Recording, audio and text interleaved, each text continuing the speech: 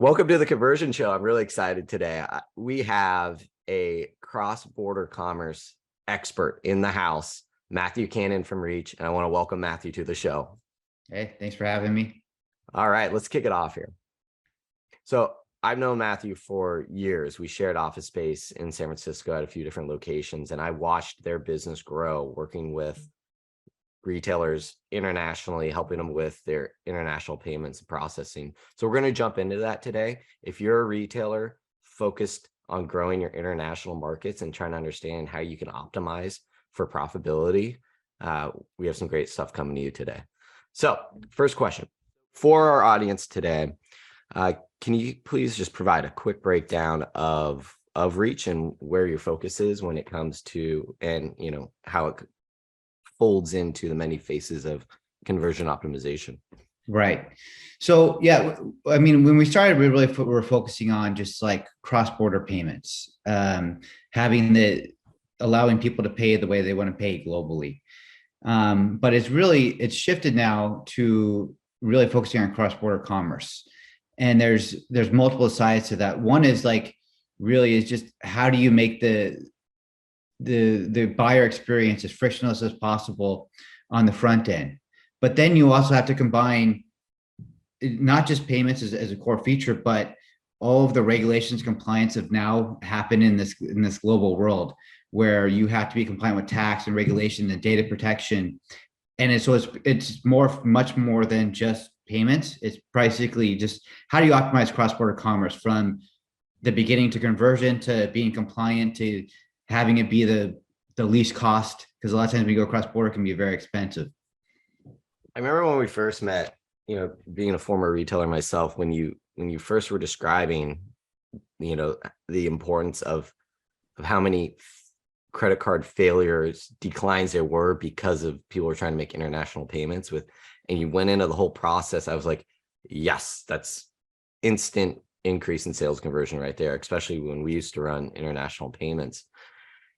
It's one of those things that is often, like so much in conversion optimization, overlooked. Yeah. Is there can we kind of profile the type of customer, your ideal customer profile, where it really makes an impact? Is it everyone, or is it really once you hit certain scale, it really makes sense to start implementing these international payment processing?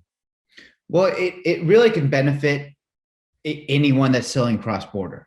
And when I say cross-border, it's basically like the perfect example is like a US based retailer or company that is only in the US, but they're selling to customers in Europe or Australia or anywhere.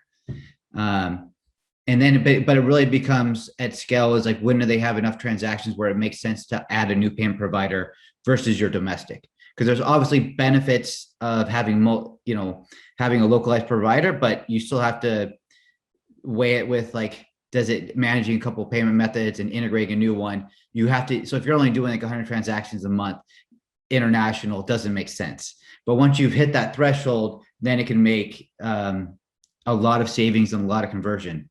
Over 100. Yeah, I would say. That was just yeah. Well, if I were to rethink my introduction of Matthew here, it would really be like, who should listen in today? And for me, the reason I'm excited to have Matthew here is he's an expert at international payments. So if you're an emerging brand or a large brand and you're trying to figure out how can I pick up a few percentage points overnight, it's because you might have a big problem with failed transactions simply because your customer is cross-border. So Matthew, if you will give like that, I remember when we first met years and years ago, you provided like, hey, here's the basics of this problem here. You need the local issuing banks, but to set that up, you have to be a big organization. Would you mind just for the audience providing that kind of simplistic breakdown? Right. Yeah. Because I think when you look at conversion, a lot of times people are always looking at the really sexy stuff on the front end and everything. But one thing that just people overlook a lot of times is like, maybe you've done this incredible job with the entire checkout flow and the offers you're doing, the marketing and everything, and they get to the actual buy button and they'll enter in the credit card information, but you're a US based merchant company and the customers in Europe, for example, right? And they hit buy and then that transaction is declined. And a lot of people don't even understand or look at like what's my approval rate, and maybe they know they're a big approval rate, what that is globally, like what they just have is like, oh yeah, I did 1,000 transactions and 900 were approved, but they don't ever really break it down to what is it by market, because what they'd be shocked is probably in the US they're at like 90-95%, but in cross border they could be as low as 70%. And the reason is when you process cross border, it that the banks that are involved in that transactions will typically see it as much higher risk. So just because of the way you're processing the transaction, it could be a completely legitimate buyer and a legitimate company, but the bank will still decline it. And so the easy solution is processing it locally, because not only does it increase your approval rates, your fees will be cut in half.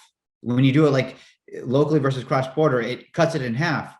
But the catch 22 is basically Visa, MasterCard, they've created this giant moat where in order to actually get this local acquiring, say in Europe, to access it, you have to have a legal entity, a subsidiary, office, people on the ground that actually have this set up.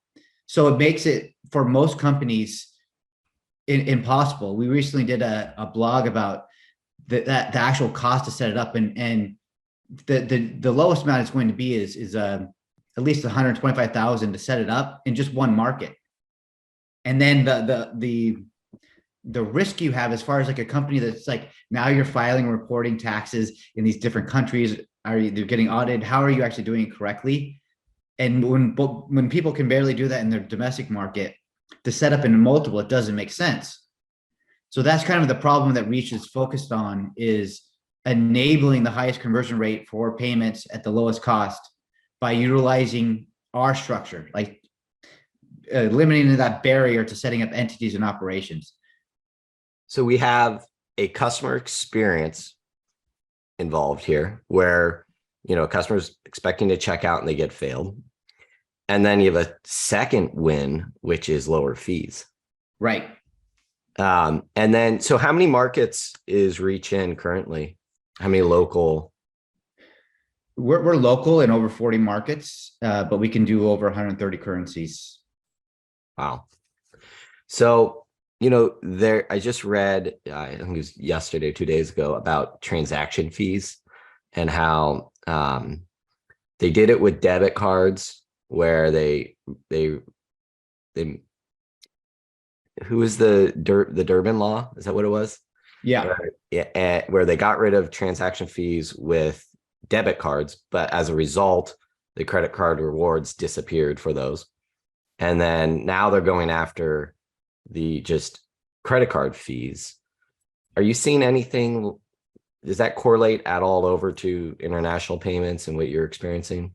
Well, when you look at a lot of these regulations against, like, say, the card schemes, Visa, MasterCard, even PayPal, it is always, they kind of have monopoly, and it's a game of cat and mouse where they'll take one fee here, but then especially when it's cross border, they add more fees. Yeah. So a lot of times, like when they get it, if there's ever a time where they have to get regulated and they lose fees here, they'll create fees. Like there was a recent example of that when the UK just left with Brexit.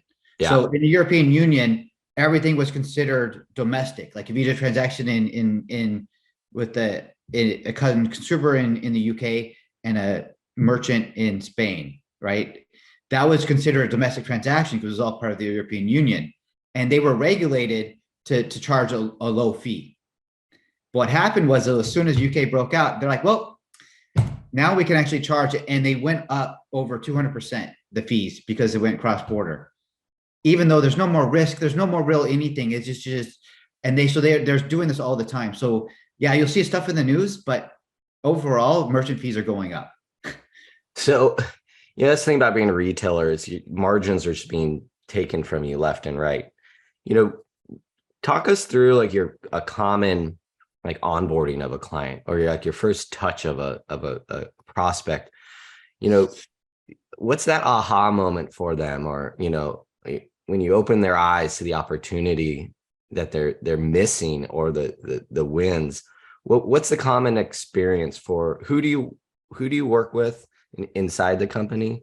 Is it the CFO, CRO, or is it marketing? Is it ecom director? Who are we talking to here? Because this is not a typical, this is an area of the business that is kind of in an odd spot. Right. So a lot of times we actually, through the process, we talk to all parties. So it may start with someone in marketing or a director of e-commerce. And that discussion is much more about like the actual consumer experience. So we'll walk through like, what is an experience of like, say, a customer from Singapore or a customer from Mexico? What are they actually experiencing, and what are the pain points on your existing checkout? And then what's the actual experience of like the top merchants in those regions and what that experience is, and really showing them the difference of like all these different friction points that you're putting in with like not offering the local currency or not offering these specific payment methods, but even how they're utilizing these payment methods in their on-site messaging and allowing it to be a higher conversion rate and using it as a more of a marketing tool to help close. And then you're going there. And then it's a lot of times with the CFO about like the actual meat of it. Like, how does the processing fees work? How do all of these payment methods operate? Because they all work a little bit differently. So are you able to provide an ROI deck, so to speak, analyzing? I remember when we used to switch merchant providers, even like, the transactional side, people vying for your business would come and present you with, hey, this is how much we can save you. Is that what you're presenting to them by saying in local currencies, just from processing fees?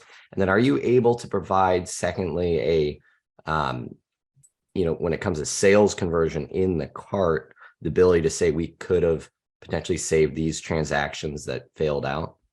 Yeah, exactly. So what we basically look at three different areas to create a business case. One is, what is your actual conversion rate to these markets? Because typically what you'll see is what is like your conversion rate to like your domestic market versus your conversion rate to international is usually going to be a big difference. And you're going to say, well, what's the reason why is some of those friction points, right? Is it currency? Is it the pricing? Is it maybe one in the US you're offering free shipping, but because you're not offering free shipping these other markets, it's you're having a huge conversion drop, right? And not even with payments, but there's ways that you can set the local pricing, and the strategy looking on the market is that you can actually set it certain ways where you can subsidize, like maybe offering free shipping. And there's ways that you can set the marketing and the messaging to that. So you look at that one, like, well, how can we increase your conversion rate? The second one is you look at pure cost. What can we save you on cost?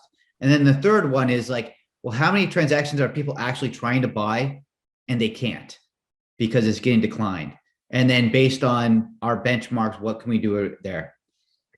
Are you seeing anything with inflation rising right now? Are you seeing an influx in different countries in order volume or transactions? Yes. Yeah.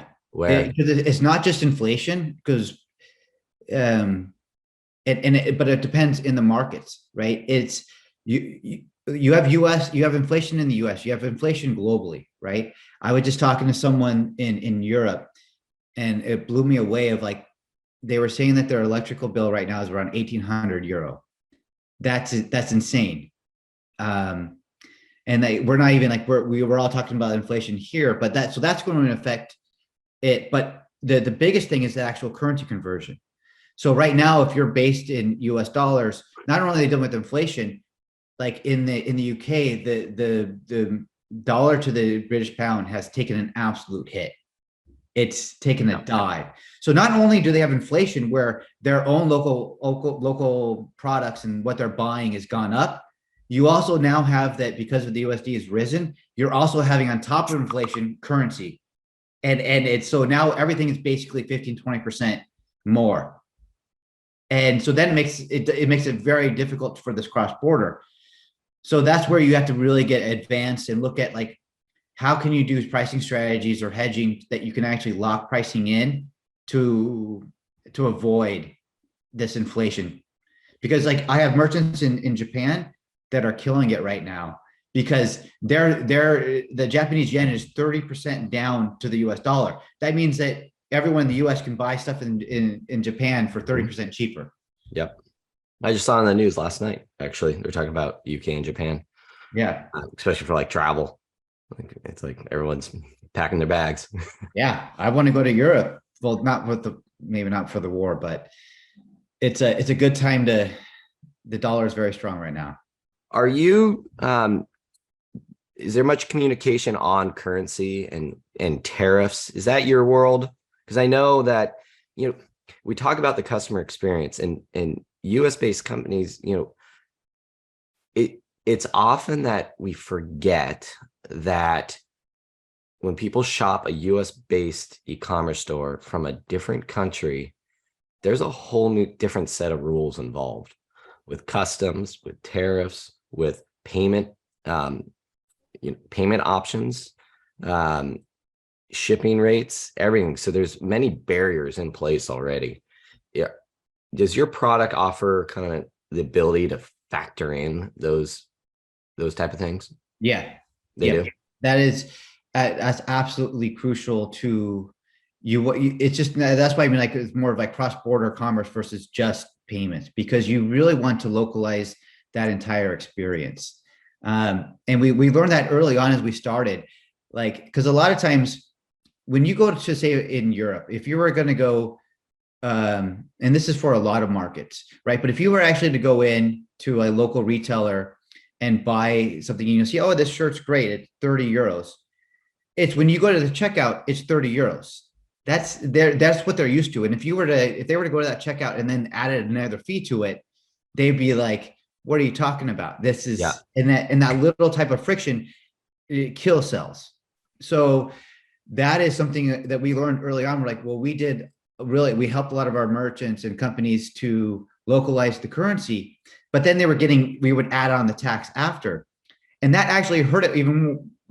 There was a friction there because a lot of times if a European customer, if they don't want to pay in US dollars, for example, right? But when they see it, they'll probably know that, okay, they haven't localized anything, so that they may be expecting a tax at the end. So you're going to have lower people adding to cart, but once they go to cart, they're probably expecting something. And then when we localized it, and then they saw that extra fee, because we did such a good job localizing on the front end, then they see that actual tax at the end. Mm-hmm. They're like, they see it as that extra fee, and then it's a surprise. So a lot of times, like looking in and actually localizing it where it's VAT inclusive pricing, or what we call like, it gives a local customer experience. Like, so it's baked into the product pricing. That's all kind of dynamic, so that you have that highest conversion rate possible. You localize it as much as what's going on in that local market. When we talk conversion, presently, a lot of what we're talking about is personalization and understanding that customer journey, that experience, and how can we, create these segments of channels where customers are coming from. And a lot of it starts with, okay, what country are they in now? Like, yeah. Are they a new visitor, repeat visitor? Well, first, let's go one step above that in the funnel and figure out what country. So if I'm a retailer right now that has, experienced growth this past year, selling into Australia, Canada, Germany, what are the steps I should take to look at this? If I'm like, what am I using today? Like, is there an out of the box thing? Are they just using the standard payments and probably losing a few deals? What's your recommendation for them to kind of, what are the baby steps to start thinking about implementing cross-border commerce payments? Right. So I would say the biggest piece is first, like looking at it, like, well, what markets are actually doing well that would be worth investing. And then going in there, then it's really looking at like specifically, what is my conversion rate in that market, and where are they dropping off? Is it, and how does that compare to, like, say, the US or my domestic market of, are they dropping off at different areas in the checkout, and to see where the actual issue lies, and then actually working with your payment provider or anything, and looking at like, well, what is my actual approval rate, not just like broken out per market, right? And if it's below 90%, then there's probably an issue. And then looking at the cost. So you mentioned approval rate. Can we just define that for the audience? That is whether or not the bank allows this payment to be processed. Right. In the payments world, like ultimately you get a conversion when you actually get a successful payment, right? But when we look at approval rates, it's how many people are putting in the payment information, hitting buy, and then getting it approved. Can I ask you, where do the new payment systems come into play? Like, Venmo's not really in, it's not in commerce fully yet, but, PayPal has been, internet, different markets accept different, use different products. The buy now, pay later, the different payment functions from Shopify Pay, Amazon Pay. Are those competitive products to you, or do you embrace those and function with them? Or we absolutely embrace them, and they're key to a lot of merchant success. So, okay, I'm glad I asked that. Yeah, through our integration and how we do it, it really enables you to offer all the local payment methods and kind of have it be dynamic at checkout. So it is key, and it's really when you look into it, but you don't want to offer, like, there's a lot of fads out there. There's a lot of, I see a lot of retailers that will have, oh, we're going to have Klarna, we're going to have Afterpay, and we're going to have, like, they go in a little deep with the buy now, pay laters. And so, and they could be costly. So it's really, you want to look at, like, based on your demographic and that market, what's going to be the most relevant? Because sometimes having too much choice, you hurt it, but you want that right fit. You want that right choice. What are three payment products that maybe the average, US e-commerce business has never even heard of? Like in Brazil, credit was just introduced in Brazil. All these other countries. What are some payment products that have been are growing in popularity right now internationally? Yeah, so it's funny, like, you'll have in, like, the Asia Pacific, you'll have a lot of these kind of like, we always hear about these super apps, right? And it hasn't really taken off necessarily in the US, but in the Asia Pacific region, like the Grab Pay, which is Grab is like the, like, I think they're like the Uber, or they do multiple things, right? And they actually have this payment app that's actually taken off. I've never heard of it. Right. And so that's something that is actually, it's a huge way, especially these more emerging markets where credit cards aren't utilized as much. So there is some of these very popular payment methods there. You have, especially like you mentioned, like Brazil and Latin America, there's payment methods that are like, they're purely cash based. So like in Mexico, there's OXXO, where like, if you actually ever been to, you surf a lot. So if you've been on a surf trip to Mexico, you probably see OXXO. It's like their gas station. They also have like convenience stores. It's basically everywhere. And it's where they can actually get, when you go to the checkout, they'll get a QR code kind of emailed to them that they can print out or go out on their cell phone. And they can actually go to an OXXO, scan that barcode, make the payment in cash, and then the retailer can now ship the product. Well, it's like WhatsApp, it exploded internationally before it really hit the US. Do you see any of that technology potentially moving into the US? Kind of like they could email you a QR, whatever it is. You will see some stuff like that. The JP Morgan Chase has had a big thing about how they're trying to do a lot of bank to bank, kind of like a Venmo type deal. But it's going to be hard just because there's so many Americans have credit cards and people love the rewards. So it's hard to push them off of it, but we can see.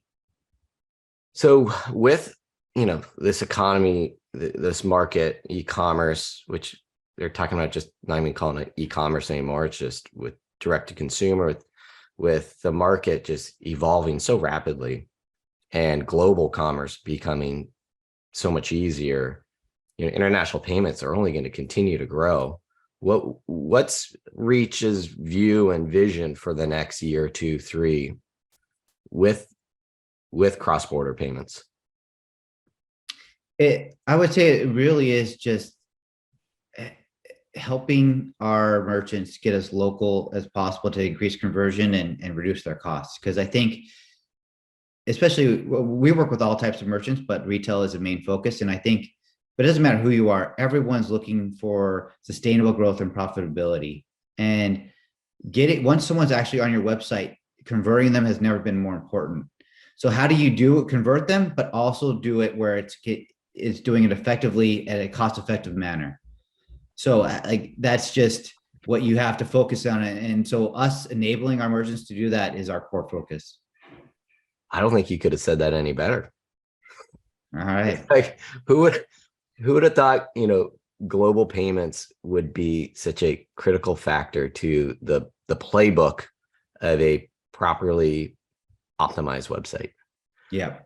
There's so much opportunity to continue to optimize websites and increase conversions. Right. Especially in today's world where it's grown, but it's like you now need to get, a lot of times you have to go outside your domestic market to find that ideal customer, whether you're digital or retail. How do you convert them? And we can definitely help with that.